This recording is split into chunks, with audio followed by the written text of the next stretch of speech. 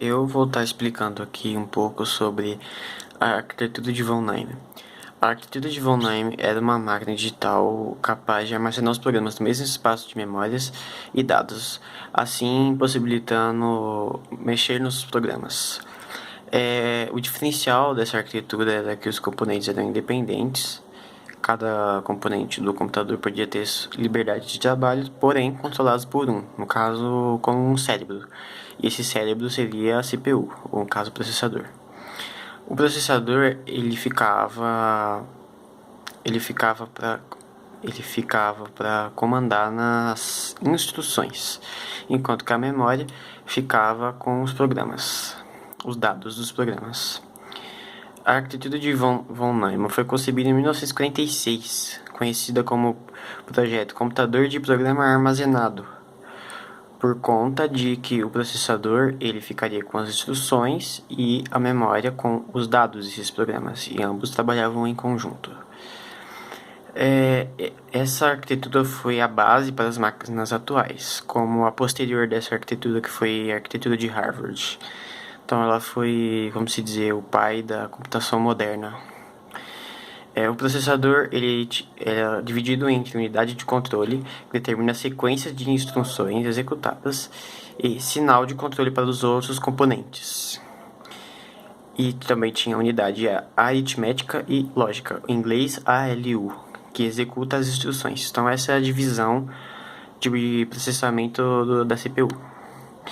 E também continha dispositivos de entrada e saída, como comunicação externa, que traduz os meios externos, como teclas, teclado, mouse, impressora e etc. Tudo que envolve ações manuais humanas. Vou explicar um pouco sobre o ciclo de execução da CPU. Existiam três.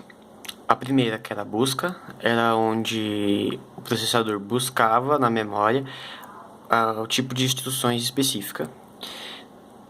O segundo passo era a decodificação, onde ele determina a instrução a ser usada em determinado momento. E a execução, como o nome já diz, ele executa cada tipo de instrução específica em determinada situação.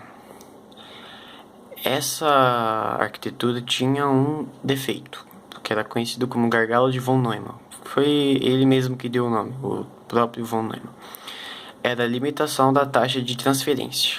Isso significa que a velocidade da taxa de transferência entre a memória para o processador era mais baixa, porque o processador tinha uma capacidade maior e a transferência menor. Isso significava que a CPU entrava em modo de espera. Ela tinha esse déficit, né, de limitação. Então isso foi corrigido na próxima geração de arquiteturas de computação. Então era isso, resumindo, estou explicando aqui um pouco sobre a arquitetura de von Neumann, especificamente falando sobre processador. Aqui a esquematização da arquitetura dele. Como você pode ver, aqui está o processador, essas unidades de controle e a unidade aritmética e lógica. E aí a taxa de transferência seria por aqui, onde tinha limitação. E ela trabalhava em conjunto com a memória. E aqui estão as entradas e saídas, que no caso são comunicação externa, teclado, mouse, etc. Então é isso mesmo. Obrigado.